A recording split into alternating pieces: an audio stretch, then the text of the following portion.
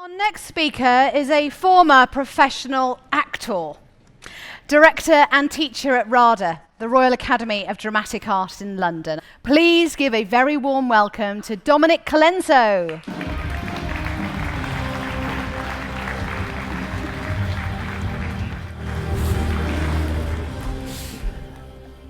Good afternoon, everyone. It's a real pleasure to be here. My name's Dominic Colenso, and as you just heard in that introduction, I spend most of my time these days working with people in business on their communication skills, helping them have more confidence, increase their influence, and know what to say under pressure.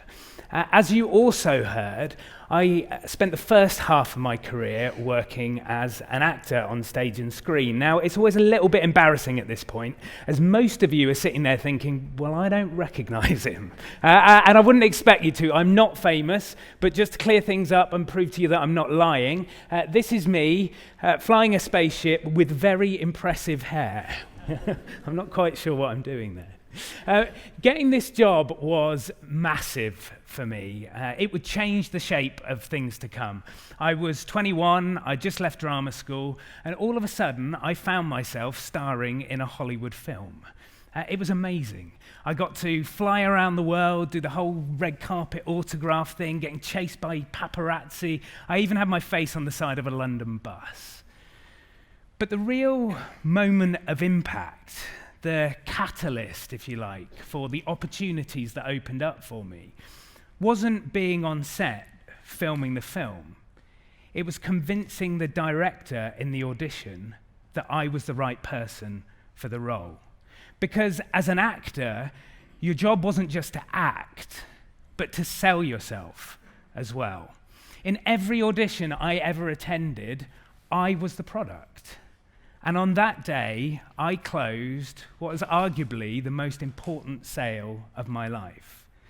It would change the shape of things to come. It would cause some doors to open and others to close, and would ultimately lead to me standing here in front of you today.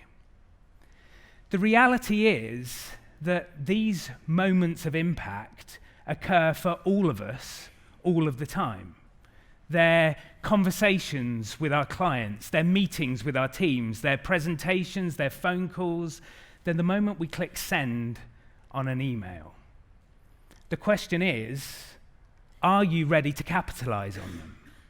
Are you prepared to seize the opportunity? And do you have the tools to propel yourself into action? Have a think about any actor you know who's won an Oscar. They won one of the most coveted awards known to man, not for fulfilling the brief, not for being efficient and turning up on time, not even for generating outstanding sales results, although I'm sure that they did all of those things. No, they won the Oscar for what I would call making an impact, for giving the audience an emotional experience, for taking them on a journey, for leaving people feeling different as they walked out of the cinema than they did when they walked in. And this idea of impact isn't just reserved for actors. Throughout history, the greatest salespeople have made us feel something too. Think of any buying decision, any important buying decision you have ever made. It wasn't just the quality of the product or the service, but how the salesperson made you feel that made the difference. So, if we want to be successful, if we want to increase our influence, if we want to hit our targets and achieve our goals, we need to acknowledge the important role that communication plays. And who better to learn the skills of performance from than from an actor, someone whose job it was to make an audience feel something. It was a realization I had while I was working at the Royal Academy of Dramatic Art as a director. Whilst I was coaching the young actors on their performance, I got asked by a business if I could work with them on their presentation skills and storytelling. Now, at first, I wasn't convinced that that toolkit would be relevant.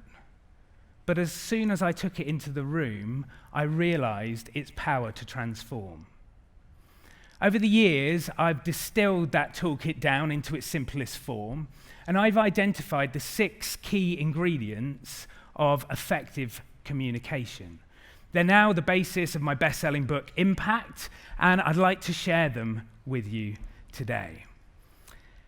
Let's look at each ingredient in turn. So, ingredient number 1, that's intention. If you can't clearly define what you want, you're never going to achieve it. So you need to think about what you want your audience to know, what you want them to feel, and what you want them to do. Ingredient number 2 is mindset. Now, we all hear voices in our heads. And if you're sitting there thinking, what's he talking about? I don't hear voices. That's exactly the voice I mean. So we're constantly having these conversations, and if we want to be our most effective, we have to take control of what those voices say. Ingredient number 3 is presence. We all have this body, these arms, legs, a face. We all make sound. How we show up counts. If I'd have walked on stage this afternoon and gone, hi everyone, my name's Dominic. I'm here to talk to you about effective communication. You'd have all been looking for the exits, right? And rightly so. So our physical and vocal presence is vital if we want to convince people that we know what we're talking about. Ingredient number 4 is audience. Every single one of us in this room has our own ways of doing things, our own preferences and styles. If we want to be at our most effective, we need to step into other people's shoes. We need to understand their needs and make sure that we're talking their language. Ingredient number 5 is content. Words have this magical power. They can transport us on a journey of imagination, or they can fall flat and fail to move us at all. Knowing what to say under pressure can be an absolute minefield. But if you have the right structure, it allows you to choose words that really make an impression. And ingredient number 6, the final ingredient, is technique. Great communication isn't about being someone else. It's about being the best version of you. About knowing which bits of yourself to turn up and which bits of yourself to turn down depending on the circumstances. When we start to build those muscles of communication, we start to unlock a performance that is credible and authentic. Now, unfortunately, we don't have time to go into each of those ingredients in detail. So what I want to share with you is the ingredient that will have the most impact on your conversations with clients and prospects. It's the thing that will transform those interactions, and that's ingredient number 1, intention. When I was training to be an actor, the question that I got asked most was this: what do you want? Okay? Not what did I want as me, Dominic the actor, but what did I want as the character? What was I trying to do in the scene? Now, what do you want is a pretty simple question to ask, but actually I found as an actor sometimes it was a pretty difficult question to answer. And my experience with people in the real world tells me that the same is often true. If you're really honest, how often, before you pick up the phone or you walk into a sales meeting, have you clearly defined in detail exactly what it is that you're looking to achieve?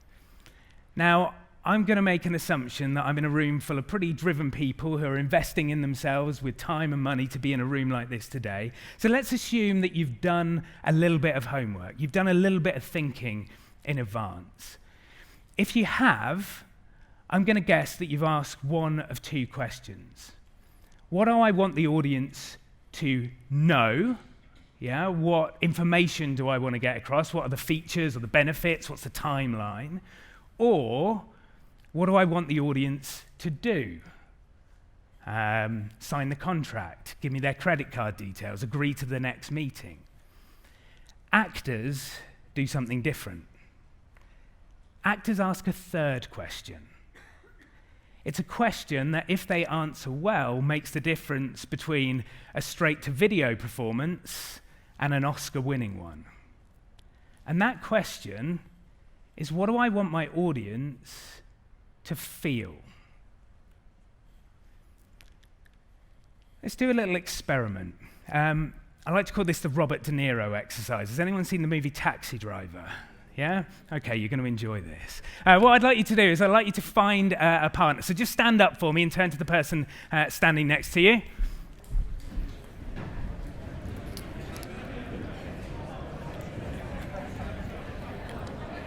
Okay, so decide on an A and B, and I'm going to give you a line of text, all right?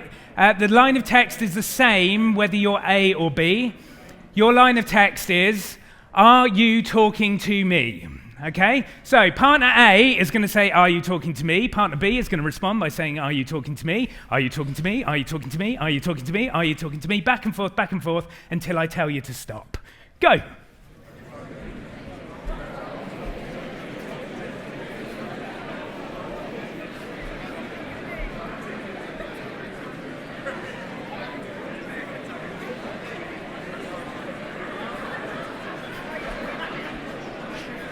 All right, very good. Stop there, take a seat.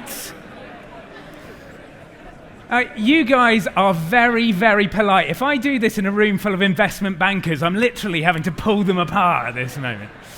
All right, so you changed some stuff. I didn't ask you to, but I'm glad you did, because it made it a little bit more interesting. So what sort of stuff did you change? Just shout out for me. The tone, accent, intonation, volume. The facial expressions, yeah, body language, the speed, some nice pauses in there. Are you talking to me? Yeah, all of that sort of stuff was going on. Now, those things are great if you're an actor. As salespeople, not so great. Right? I don't want you walking into your next sales meeting thinking, I think in this first sentence, I'll pause there, I'll go up at the end, and they'll finish on a high pitch. Yeah, it'd be absolutely ridiculous. So instead, I want you to think about that question that actors ask. What do I want the audience to feel? This is a technique that has its roots firmly in the real world. In the acting world, we call it emotional intention. It's the emotional part of the jigsaw. But if you think about it, we do this in real life all of the time. We're looking to achieve something, I don't know, win the contract, get the girl, stop the fight. And then we have to try lots of different ways to get that thing that we wanted, because I don't know about you, but in my experience, I never seem to get my way first time. I have to try lots of different tactics. And those tactics are called emotional intention. So let me give you an example. I've got a 5-year-old daughter. Has anyone else got children here in the room? Okay, so you might recognize this. Last Easter, our house looked like a chocolate factory. Okay, everyone that we knew and some people that we didn't seemed to have given us chocolate Easter eggs and Easter bunnies. Now, in our house, chocolate is a bit of a treat, not something that we have in all the time. So we collected all of Nell's gifts and we put them into one of the top kitchen cupboards. Now, for those of you that have got kids, you know that they've got this sort of sixth sense. So every time she walked past the kitchen, she was kind of drawn towards her stash. About 2 weeks passed. It's Sunday morning, and I'm sitting reading the paper. And all of a sudden, Nell walks in, taps me on the shoulder, says, "Daddy, can I have some chocolate?" And I'm like, "No, it's 9 o'clock, you've just had your breakfast, go away, go and play." It's about 5 minutes pass, and all of a sudden, I'm aware that a small thundercloud has entered the room. Okay, she walks up to me, stamps her feet, puts her hands on her hips, and says, "Daddy, can I have some chocolate?" And I'm like, "No, don't be so rude, go away and play." So I continue reading my paper, another 10 minutes passes, and all of a sudden, out of nowhere, I'm suddenly aware that she's sitting on the arm of the armchair, right? She looks up at me, kind of flutters her eyelids, goes, "I love you, Daddy. Can I have some chocolate?" And I'm like, "Oh, yeah, just don't tell your mum." all right? So the thing that she wanted stays the same. She wanted to get the chocolate, but she had to try lots of different tactics in order to get there. So convince, to shake, to charm, to flatter. That's the way that we do things in real life, but as salespeople, we're not always as targeted in our interactions. We're not always focused on what we want the other person to feel. So let's try this. We're gonna get you back into those partnerships. So stand up for me. Back into those partners. I'm going to give you two emotional intentions, all right? The first one is to threaten. Now listen, no physical contact, all right? Our insurance doesn't cover it. You heard it here first, no physical contact. Intention number two is to amuse. All right, so you've got to see if you can amuse your partner with the line. So to threaten and to amuse, there's your line of text. Are you talking to me? Back and forth until I tell you to stop. Off you go.